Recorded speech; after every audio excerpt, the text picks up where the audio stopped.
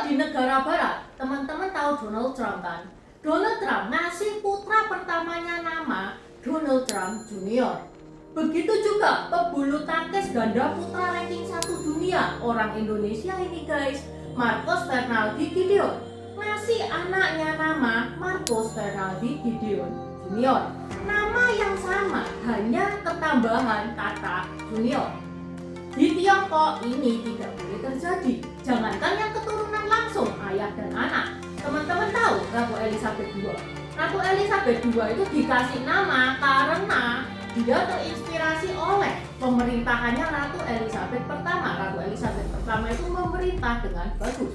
Ratu Elizabeth I dan II itu bukan keturunan langsung. Loh, Ratu Elizabeth I itu dia nggak punya anak kok.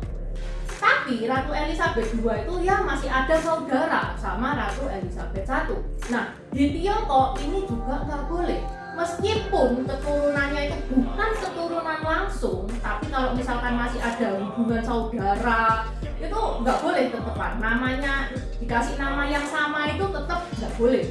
Makanya di video ini Intan mau menjelaskan gimana sih tata cara penulisan nama Tiongkok. Jadi hal, nama aku Intan, selamat datang di channel aku, Dynasty. Seperti biasa, Intan mau membacakan request yang masuk via Sawerias. Kali ini request dari Setiawan. Kalau bisa, Ci Intan selalu mengenakan kostum video pernikahan hantu pada setiap video. Lah, kalau setiap video, ya nggak bisa. Cuman Intan ada rencana untuk pakai kostum pernikahan hantu itu sekali lagi di pernikahan modern. Intan semestinya sudah dapat endorsan MUA profesional, tapi kok ya ternyata dia itu sakit guys, gejala COVID, jadi makanya itu diundur. Nanti ya kalau Intan bahas pernikahan modern, Intan pakai baju itu lagi, tapi kalau setiap kali pakai baju itu ya nggak bisa. Okay, let's start! Atas request dari Papi untuk membahas nama marga dan nama tengah, hari ini Intan mau membahas tata cara pemberian nama Tionghoa. Untuk marga, sejarah margahan, 50 marga terbesar, Intan sudah bikinin videonya. Ini nih, linknya ada di atas, di deskripsi juga sudah Intan taruh. Karena perihal marga sudah Intan bahas di video kemarin, jadi hari ini Intan fokus ke nama generasi atau nama tengah. Umumnya nama Chinese itu 3 karakter. Karena Intan bilang umumnya, jadi yang 2 karakter pun ada, 4 karakter juga ada, cuman nggak sebanyak yang 3 karakter. Malah sebelum dinasti Han, kebanyakan orang-orang itu namanya cuma 2 karakter saja. Tapi setelah dinasti Han, orang-orang mulai usil ngasih nama 3 karakter. Ya apa? Kalau kita itu ngasih nama generasi juga. Jadi bukan cuma nama marga dan nama pribadi. Nah sekarang nama generasi itu apa? Nama generasi itu peletakannya ya umumnya berada di tengah. Tapi nggak menutup kemungkinan nama generasi juga di belakang. Memang kebanyakannya di tengah. Tapi nama generasi harus konsisten. Kalau anak pertama nama generasinya di tengah, kedua, ketiga, keempat, dan seterusnya juga di tengah juga. Nama generasi itu nama yang sama dengan saudara kandung, kakak, adik, sepupu, pokoknya yang seangkatan. Untuk gampangnya, Intan kasih contoh ya. Tahun lalu Intan membahas tentang Song Sister. Song Sister itu 3 bersaudara perempuan. Dia hebat-hebat guys. 1 itu istrinya konglomerat Tiongkok terkaya. 1 istrinya Chiang Kai-shek. 1 istrinya Sun Yat-sen. Dan dia berpengaruh di Tiongkok ya, 3 wanita ini. Ayah dari 3 wanita ini adalah Charlie Sung. Makanya Charlie's Angel ini diduga terinspirasi dari kisah mereka. Buat teman-teman yang belum nonton, ini nih linknya, di deskripsi juga sudah Intan taruh. Anak dari Charlie Sung, yang pertama Song Ai Ling, yang kedua Song Jing Ling, yang ketiga Song Mei Ling. Nama marga wajib berada di depan, karena nama warga berada di depan, jadi marga mereka adalah Song. Nah terus nama generasinya apa? Nama generasinya ya pasti Ling. Song Sister adalah salah satu contoh yang nama generasinya ditaruh di belakang. Supaya teman-teman lebih nggak, 3 minggu yang lalu Intan bahas Crazy Rich Semarang. Wee Yongham.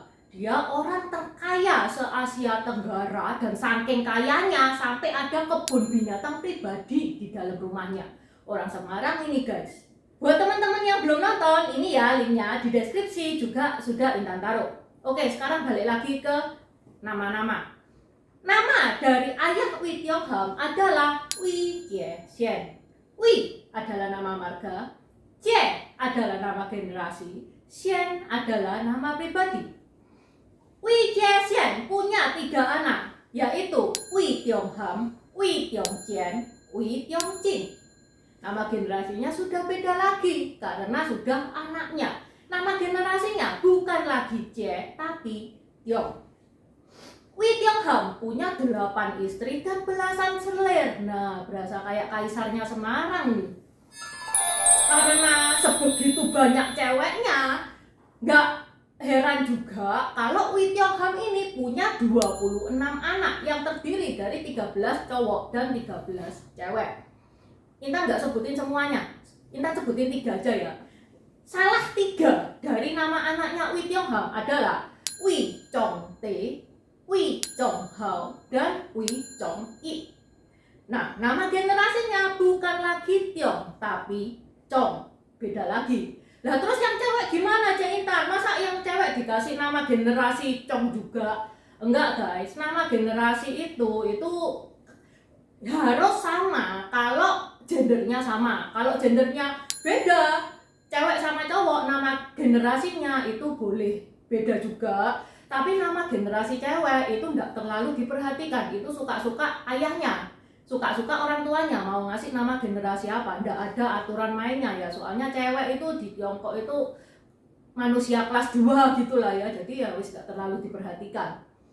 Nggak mungkin dong kalau cewek dikasih nama Chong itu kan nggak mungkin. Kayak tadi Sok Sister, nama generasinya kan Ling. Nggak mungkin dong kalau dia punya saudara cowok nama generasinya Ling juga kan nggak mungkin. Jadi nama generasi cewek dan cowok bisa berbeda meskipun saudara kandung. Lah terus sejarahnya nama generasi itu kayak gimana Cik Intan?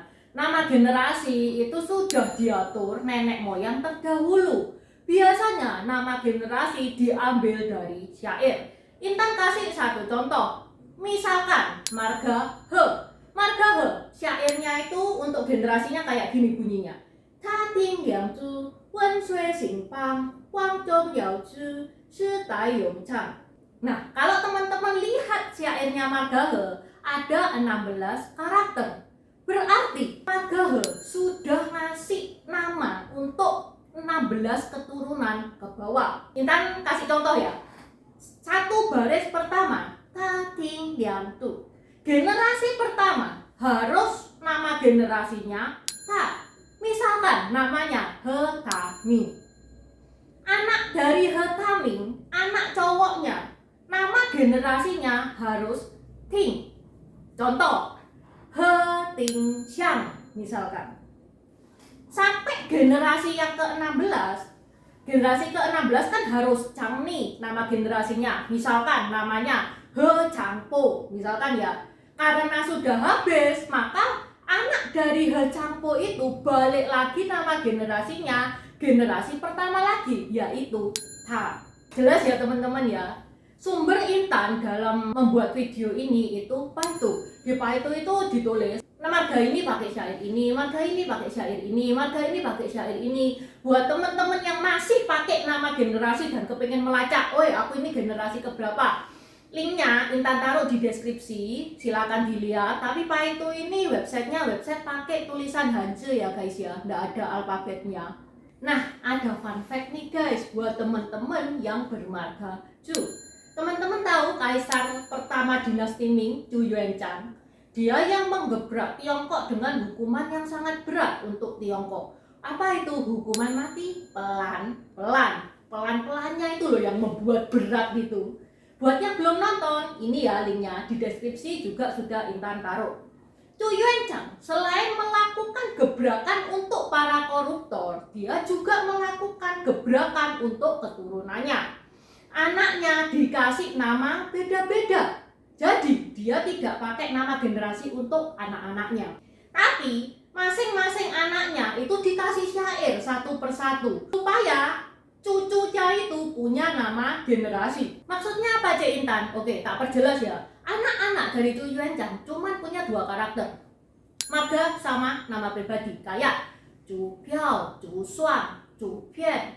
Intan ambil contoh putra ke-18 dari Cu Yuanchang yang bernama Cu Pin. Cu nama marga, Pin nama generasi. Cu Yuanchang ngasih syair 5 hanzi kepada si Cu Pin ini. Bunyi puisinya seperti ini. Hui yin yin yan yu, ting tan ji yin yung, chong li yuan zhi fang, guan rong xi pen zhong. Berarti Cu Yuanchang sudah mempersiapkan 20 nama generasi ke bawah. Anak-anaknya Cu Yuanchang yang lain juga dikasih puisi. Puisinya puisi yang berbeda-beda. Intan balik lagi ke Cu Pin. Pada tahun 1928 lahirlah Cu Rongji. Ayo kita hitung Cu Rongji itu keturunan keberapa dari Cu Pin? Keturunan ke-17 guys. Dan kegilaan Cu Yuanchang itu nggak sampai di situ. Nama pribadi untuk generasinya, nama pribadi loh guys, bukan nama generasi. Dia atur juga nama pribadi untuk generasi-generasi ke bawahnya harus ada unsur feng shui-nya. Unsur feng shui itu kayu, logam, air, tanah, api. Makanya kalau teman-teman lihat tulisan Cu Rongji ini, C-nya ada radikal tanah. Karena Cu Rongji kebagian yang unsur tanah. Seperti moyangnya, Cu Rongji ini juga benci banget sama koruptor. Tapi hukuman mati pelan-pelan itu kan nggak boleh nih ya di zaman modern, melanggar HAM. Cu Rongji batin lah, kok enak koruptor itu sudah nyusahin orang banyak, nyusahin negara, kok cuman didor saja. Oh, kok enak. Makanya Cu Rongji itu mempermalukan dulu para koruptor, diarak guys. Dan gara-gara Cu Rongji ini tingkat korupsi di China menurunnya itu sangat drastis. Pejabat sampai sekarang, sampai detik ini itu mikir 1000 kali sebelum melakukan korupsi. Intan pernah bahas kisahnya Cu Rongji, bagaimana dia memberantas para koruptor, dan yang dia berantas itu koruptor yang kakap-kakap guys. Buat yang mau tahu, ini ya linknya ada di atas, di deskripsi juga sudah Intan taruh. Kembali lagi ke nama generasi. Nama generasi ini guys, sejak tahun 1960-an itu sudah jarang dipakai lagi. Jadi kayak Intan nih ya, Intan ini punya nama Tionghoa. Nama Tionghoanya Intan itu 3 karakter juga. Nama depannya nama marga. Tapi nama kedua dan ketiga itu sudah nama pribadi, bukan tidak ada nama generasi lagi. Oke, sampai di sini dulu bahasan Intan tentang nama generasi. Semoga teman-teman jelas, semoga teman-teman ngeh. Terima kasih sudah menonton. Terima kasih udah nonton channel ini sampai habis. Dukung aku terus berkarya dengan klik subscribe dan bunyikan lonceng di bawah ya guys.